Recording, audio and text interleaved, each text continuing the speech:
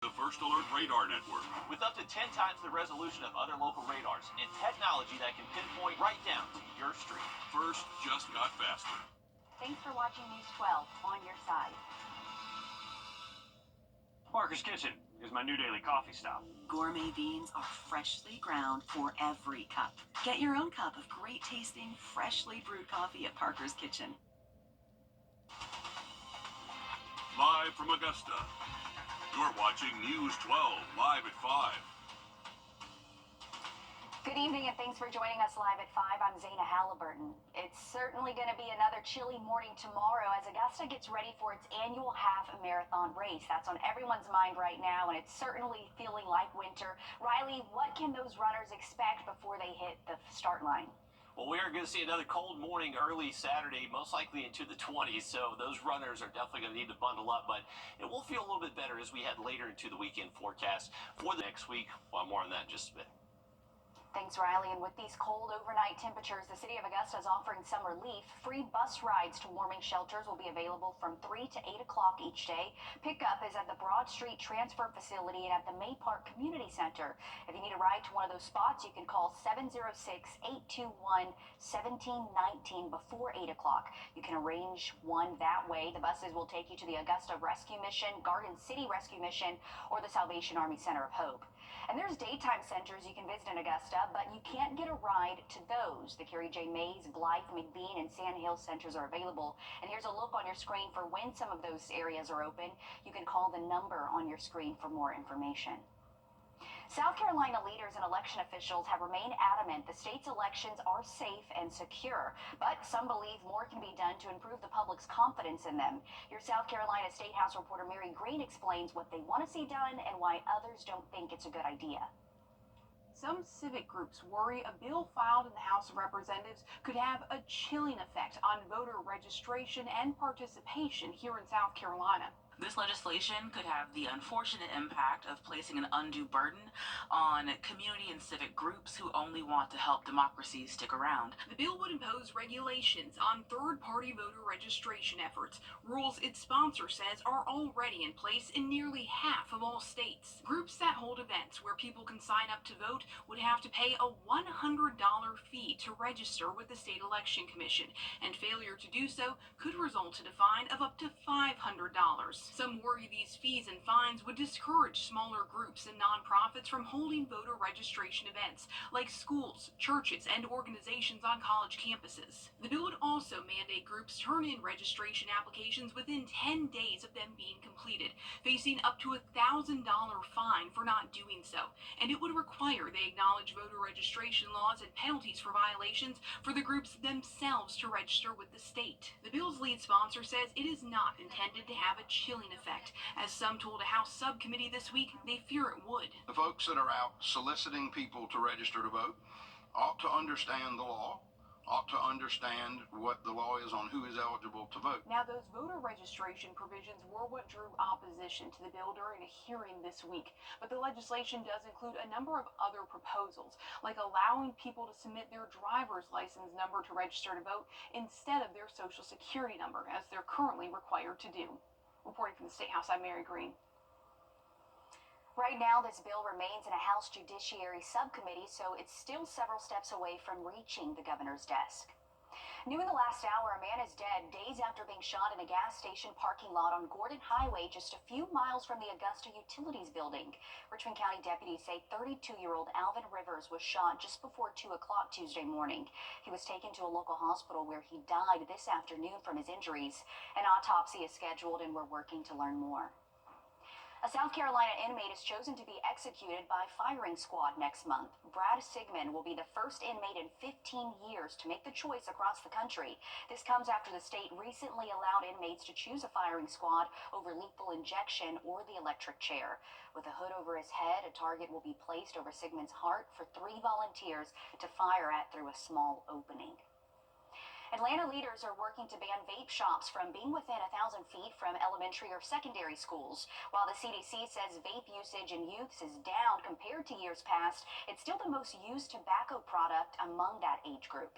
We need to be doing everything we can to make these products less accessible to our youth. They have unknown chemicals in them for the most part. I think that they should have a bubble where these businesses don't exist in those areas. I have kids myself, and I would never want anybody to encourage them. He adds it would be an extra layer of protection to give parents like him more peace of mind. Officials say they want to have areas with thriving businesses that don't include vape shops popping up right next to each other. A new Olive Garden location could be coming to Grovetown. Zoning applications show the restaurant could come to Autumn Trail off Lewiston Road. This would be the third Olive Garden to open up in our area in the last 2 years. Aiken County got its first restaurant on Whiskey Road, and Augusta's location relocated to Cabela Drive back in November of 2023. Le Chat Noir is performing a rendition of classic novel. To Kill a Mockingbird will be brought to life starting tonight right here in Augusta. The novel is based on deals with racial inequality in the South during the Great Depression. It's unfortunately still quite relevant today, and some of the things that are in that book are just they're great lessons to take away. But this jives with our main stage mission, and that's to do theater that matters. The play is nearly sold out, but you still have time to get your tickets. We're going to hear more on this production coming up all new on News 12 at 6 o'clock. Still ahead with the rise of NIL deals and paying college athletes, some universities are opposing potential legislation to require paying players. We'll see who would be hurt the most by this coming up. Well, 21 was the official low temperature early this morning. Going to stay pretty chilly both mornings this weekend, but next week, start to feel a little bit more spring-like. We'll have that update for you just after break.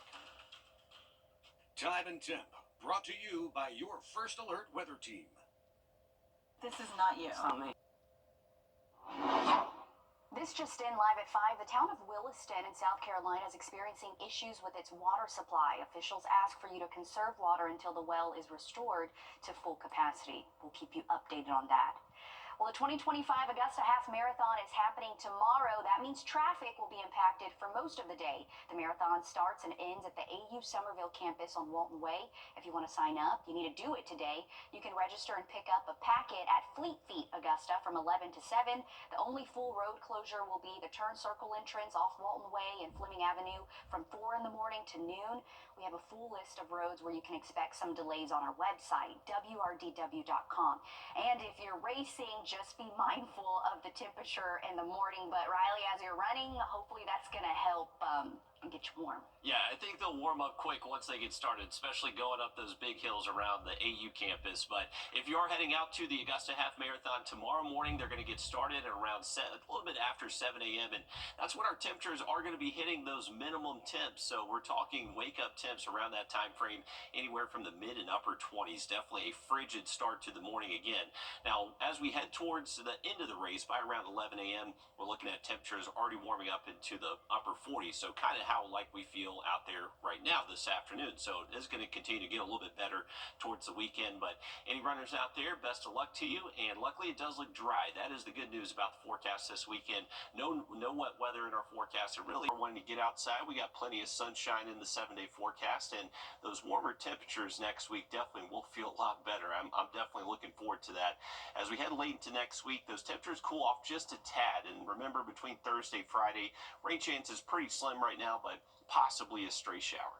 All right, if you don't like the weather now, just hang in there until next week. Thanks, Riley. With these cold temperatures tonight, people are going to be running their heaters, and now's the time to make sure you know how to be safe from carbon monoxide.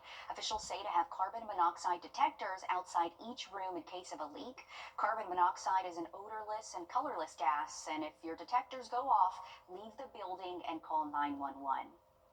A bus driver and monitor jumped into action to save a boy's siblings when they noticed something going wrong at their home. Seeing smoke rising from the house, the two women got the child and his sister on the bus before rushing back inside to save one more child from the flames. I kept saying, is there anybody else in the house? Is there anybody else in the house who heard my voice? And he came to me, took care of him, put his shoes and socks on, and took him to my driveway. I just want to thank them for all that they do. They go over and beyond. I really do. I believe in my heart they go over and beyond. I think these are amazing women. Johnson and the bus driver kept the kids on the bus until the fire department arrived. No one else was hurt in the fire, and firefighters were able to contain the fire before the entire home was damaged. Thank goodness for those ladies jumping into action for those kids. Federal lawmakers are considering legislation that would label collegiate athletes as employees, requiring colleges to pay them to play.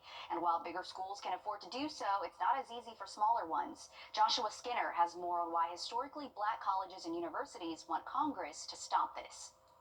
Historically black colleges and universities have rarely been so popular. Since Deion Sanders took a job coaching at Jackson State in 2020, HBCUs have grabbed the spotlight with nationally televised football games and a growing profile. But in the world of name, image, and likeness, it's HBCUs that stand to get hit the hardest. I think it really hurts. Travis L. Williams lives, breathes, and sleeps HBCU. He founded the HBCU All-Stars, which hosts the league's All-Star game each year.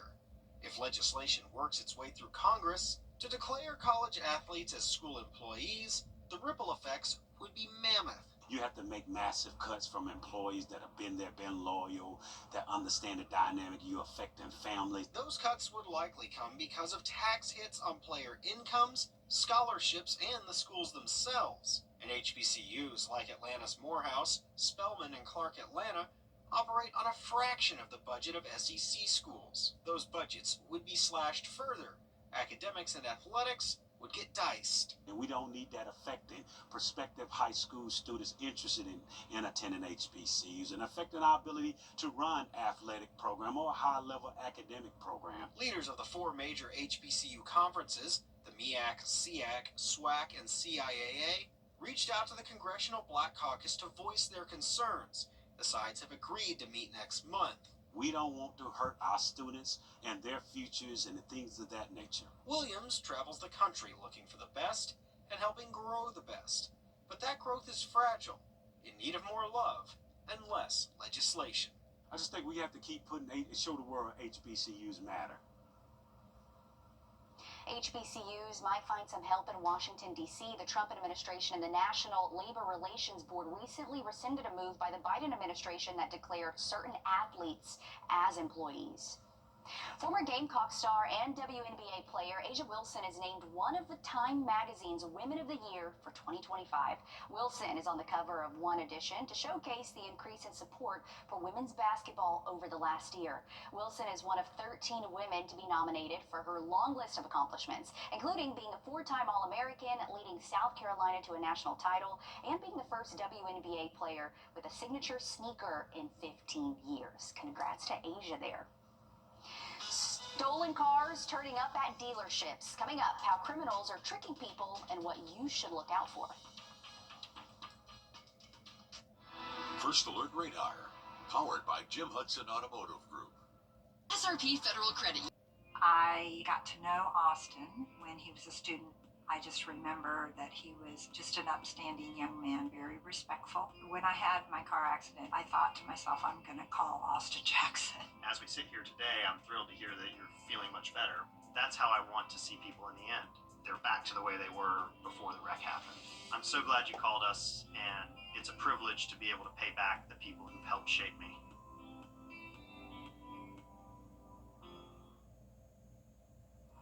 Imagine buying a car from a major dealership only to discover the vehicle they sold you was stolen from someone else. It's happening nationwide, with the thieves getting real titles using fake vehicle identification numbers.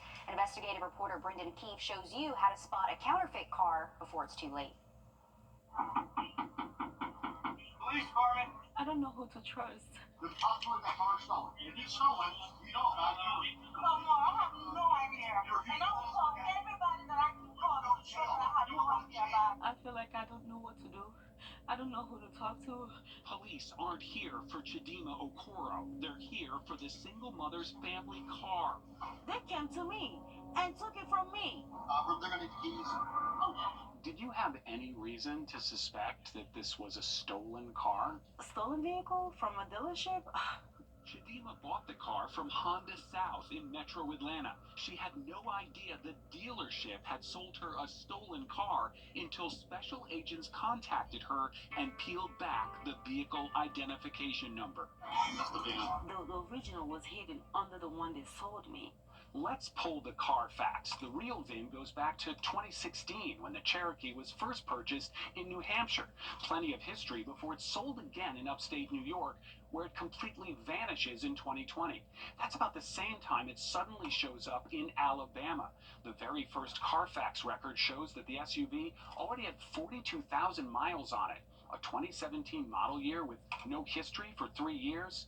They're the same car with two different VINs. One real, one a complete fabrication. These cars had their VIN numbers switched out. The vehicle identification number, or VIN, is the first thing these thieves need changed. People might take your VIN number in order to do something called VIN flipping, to re-VIN and replate vehicles that were stolen. It's happening from coast to coast and in every state in between. Changing the VIN and then using stolen title documents from other states to get the cars retitled here in Ohio. And then they're creating a fake title, and then they're pushing the title through county clerk's office. You've essentially created a car that doesn't exist. Police have no choice but to seize the stolen cars from the drivers who otherwise legitimately bought them. When the car's stolen, it's not legitimately yours anymore. How much time is left on your note? 3 years. You have 3 years left on this loan. True. And you don't have the car. And I don't have the car. Help me out. Help my children out. Yeah, I'm gonna take care of this, and I'm gonna go ahead and make the payment for this month for you. I'm gonna go ahead and put you on the one of our, the SUV. The title that we have is fake, but we didn't know. It turns out VINs are incredibly easy to fake. We found laser-etched VIN plates for sale online, and we ordered one matching Chidima's fake VIN, no questions asked. One tip is to match the VIN under the windshield with the one inside the driver's door. It's printed on the manufacturer's build sticker. But we found several of those for sale online too, printing official-looking stickers with whatever you'd like. The best way to protect yourself is to buy an inexpensive onboard diagnostic scanner. For less than $20, an OBD scanner will not only show you what that check engine light really means, the device will reveal the genuine VIN buried inside the car's computer. A simple solution that could have saved Chidima from unwittingly buying that stolen car. If you could speak to that person who's done this to you and your family, what would you say to them? Was it worth it? Whatever it was that you made out of it, was it worth it? You didn't think ahead. You didn't think about who it was going to hurt.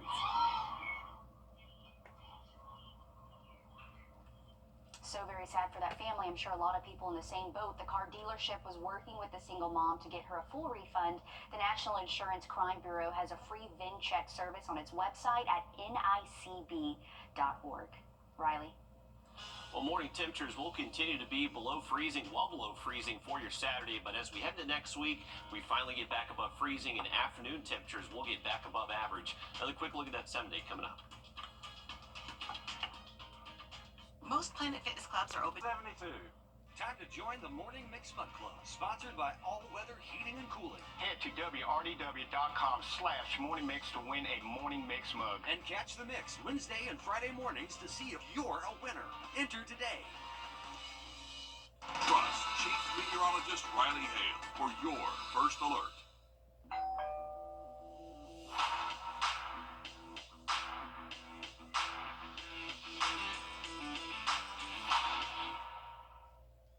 You're watching News 12 live at 5. Continues.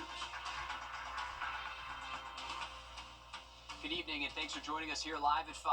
I'm Will Rio. We've got another cold weekend on the way, so be prepared to bundle up this weekend. Your first alert chief meteorologist Riley Hale joins us live at 5 in the Weather Center. Riley, will we at least see the sun this weekend with these cold temperatures? Absolutely will. It is going to be sunny both Saturday and Sunday, and afternoon temps bottoming out into the mid-20s instead of low 20s. Less of a concern for a lot of bursting pipes out there. But if you are vulnerable, it is going to be extended freeze tonight. 20s definitely could cause issues for any plumbing that's not insulated properly. For tomorrow morning at the Augusta Half Marathon, this is going to be going on, so a heads up, there will be road closures on across the area. Wake up temps tomorrow in the upper 20s, so cold start for those runners as they close out the race. They'll most likely likely be into the mid and upper 40s as we get closer to lunchtime. So getting a little bit warmer starting Saturday afternoon. We'll have the rest of the weekend for you in just about 10 minutes. All right, thanks, Riley. Soon you'll be able to access the Augusta Canal from behind Top Golf and Bass Pro Shop over on Riverwatch Parkway. On Tuesday, commissioners approved a plan to move forward with the construction of a trail and bridge along the Augusta Canal. The plan was first approved last year in an effort to make it easier for you to access that trail. Your Sydney Hood has more. Another way in, another way forward. The Augusta Canal Trail is about to get even more accessible.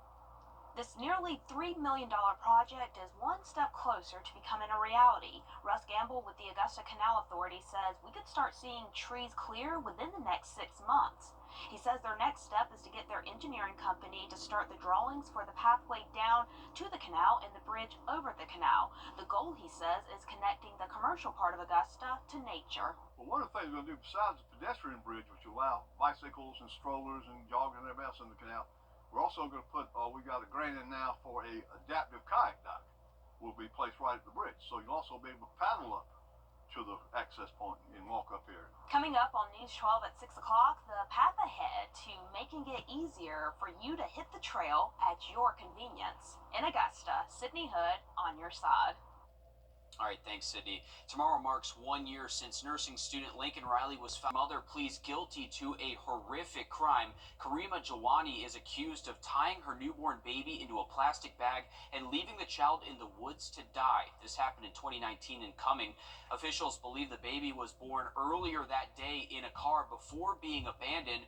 Thankfully, a couple walking their dogs found her crying in the woods, likely just an hour old. Body cam footage showing those heartbreaking moments. Authorities found her, nicknaming her Baby India. Later, DNA evidence would lead prosecutors to Baby India's father and ultimately Jawani. The details of her plea deal are still unclear, but she was indicted on several charges, including attempted murder and first-degree cruelty to children. There is some good news out of all of that story, though. Georgia Defax says as she's in a safe and loving home with a supportive family and will turn 6 this June. A lawsuit challenging Georgia's abortion law is headed back to court. The state Supreme Court voted yesterday to send the case back to a lower court. A Fulton County Superior Court judge will reevaluate the lawsuit, then determine whether people who want to overturn the law are able to sue. The law prohibits abortions once a heartbeat is detected in the womb. In most cases, that's possibly when a woman is around 6 weeks pregnant. Over in South Carolina, the state Supreme Court is hearing arguments over its heartbeat law, which also bans an abortion after a heartbeat is detected. Over in Aiken, friends of the animal shelter need your help. They've seen hundreds of animals come into their care just since the new year. They're at capacity and then some. Your Audrey Dickherber has more on why. It was like 143 in 1 week. We're overwhelmed. Taking in hundreds of dogs. It's never been this high this time of year. So why is the number so high?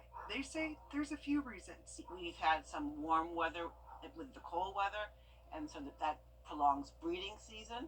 And also we have a shortage of vets, and there's not enough spay, neuter, low-cost vet clinics. So people have a difficult time getting their animals fixed. And it's sort of like a perfect storm. Aiken County has seen, and the area has seen, an incredible amount of growth. But that growth brings in people and animals. Taking in as many dogs as they can, but the dogs are already doubled up, and the shelter is overflowing. We've never seen 18 puppies come in 1 day. That was incredible and incredibly sad. We are in desperate need of fosters. You know, Friends of the Animal Shelter Photos will provide crates and all the pet food needed. Helping the dogs in any way they need so they're ready for a new home. We do play groups with the dogs every day to get them socialized. But also needing the community's help too. If you have a wherewithal to come and adopt a pet, now is the time. You will really save a life. And we promise you these animals are loved here and taken and worked with, so it will be a nice fit into your family. But we just have too many, and we're trying to save them, and we need help. In Aiken, Audrey Dickherber, on your side. and they have a lot of good-looking pups up there. Even if you aren't able to adopt an animal, there are things you can do to help. FOTUS is always taking donations for food and supplies, and it doesn't cost you anything to stop by and sign up to volunteer as well. You can walk dogs, play with cats, and help the shelter as they help our community. Well, coming up, a South Carolina woman just finished touring all 50 states, but not for sightseeing. After the break, how her story is spreading hope and strength to those who need it most. Riley? And heading into the weekend, we got temperatures at least hitting the mid-50s tomorrow afternoon. Still below average, but starting our better trend upwards. Have that update for you coming up. Time and Temp, brought to you by your First Alert weather team. No matter what you see, for the most part, that is well out into the future, so we'll keep an eye on it, but no immediate threat to the CSRA. We got plenty of sunshine in our 7-day forecast. Temperatures will gradually warm up for the next 7 days, and then looking at plenty of sun through the middle of next week. Thanks, Riley. A South Carolina woman is working to spread her story and inspire others fighting an illness that she's managed to conquer. Jenna Harazo introduces us to her and tells us more about her noble and nationwide effort. In 2019, Agnes Judge was diagnosed with breast cancer right here on the 3rd floor at MUSC Hollings Cancer Center. The Charleston native has since completed a cross-country tour, visiting cancer centers in every state, making a donation to each one to support patients in need. Agnes is a Citadel alum, a disabled veteran, and breast cancer survivor who says she's alive today because of early detection. She says thankfully her treatment plan didn't require chemotherapy or radiation, and she recognized that her story is one she had to share to inspire and educate others. Agnes chose to save her final visit for home, returning today to the very institution where she received treatment, which she says is a full circle moment for her. She describes her nationwide tour as emotionally, physically, and mentally draining, but she knew it was a journey she had to undertake. It makes me feel absolutely beautiful to know that I am playing a major role in cancer patients' lives, you know, because cancer is a diagnosis, that's the physical part. So when you speak to someone that has experienced, endured what you are going through, it changes your mindset. You know, your mental state is vital.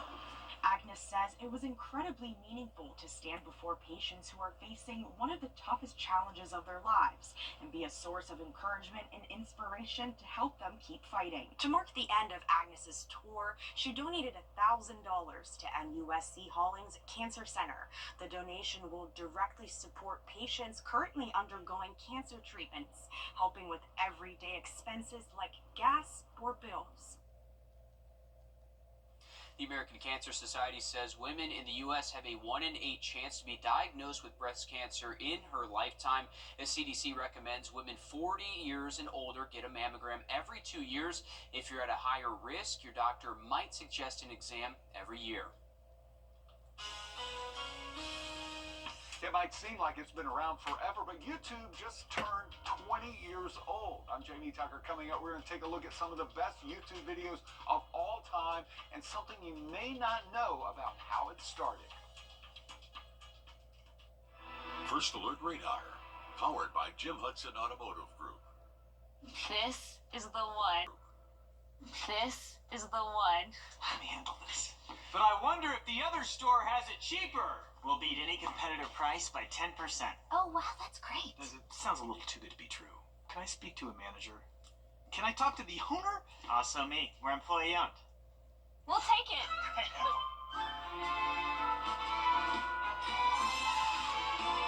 Oh! It happens all the time. Break up with your big box store today. I assure my clients that they have one job and one job only, and that's to get better. The team here at Chris Hudson Associates is a well-oiled machine. The support staff considers the client's family just like I do. I have a duty as a plaintiff's lawyer to make sure that I beat the insurance company and I get every dollar I can for that client to take care of them. I'm going to fight for my client. The abusive opioid. Why shop anywhere else? Find us at QueenCityOnline.com. The CSRA. It's where we were born, where we live, where we work, where we're raising our families. It's our home. That's why the people of the CSRA count on us after an accident. Because they know about our skill in the courtroom, how we treat clients like family, how we love this community, and the people who proudly call it home. We're just a call or click away. Injured? When you need me, call me. I'm your Augusta guy. 706-724-7224.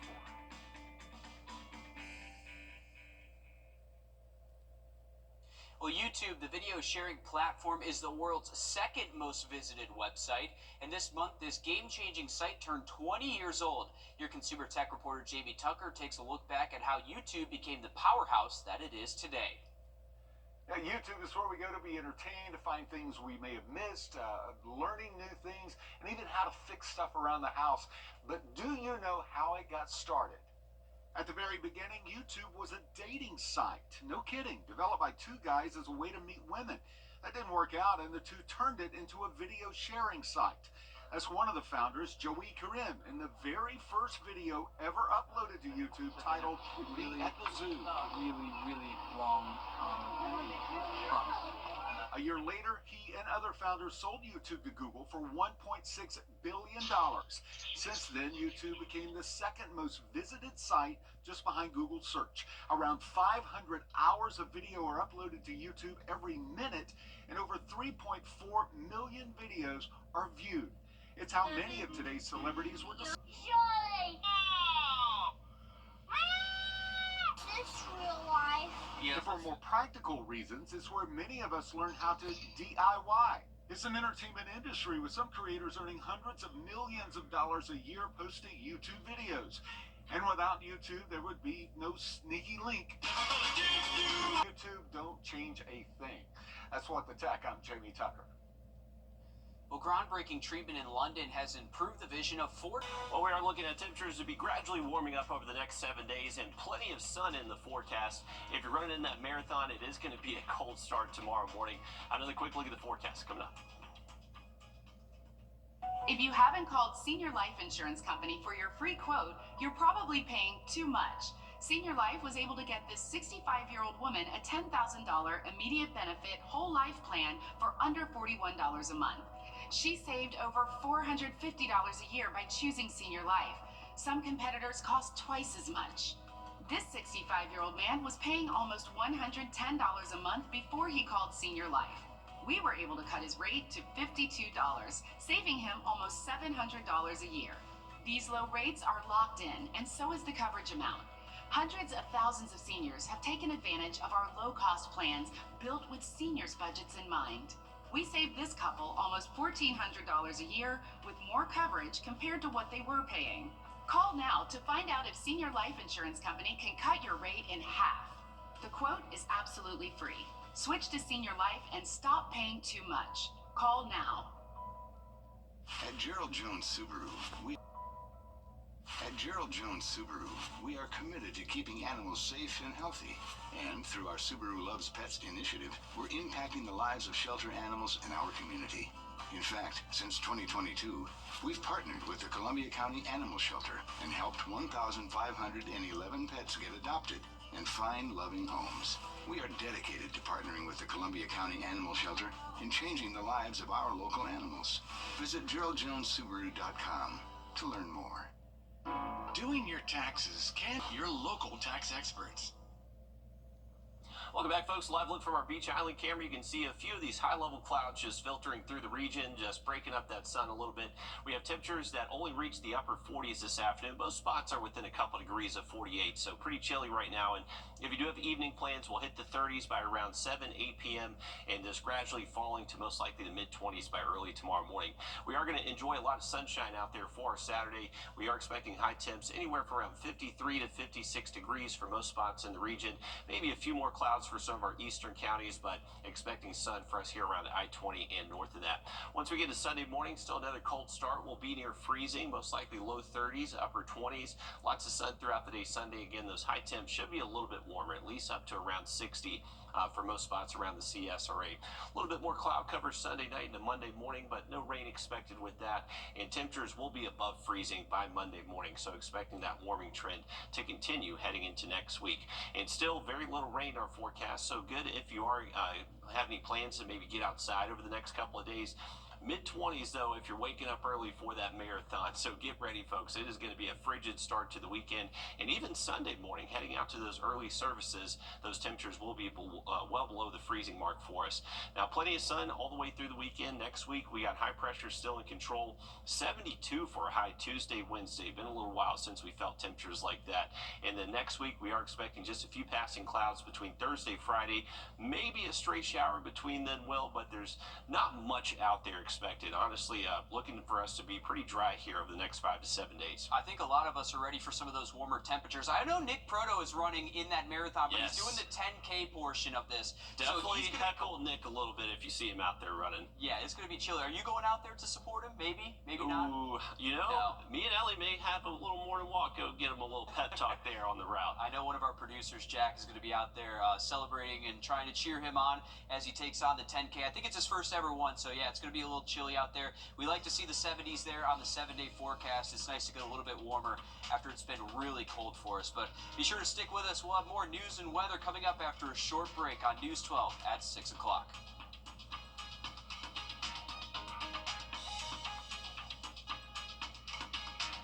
Introducing the First Alert Radar Network. With up to 10 times the resolution of other local radars and technology that can pinpoint right down to your street.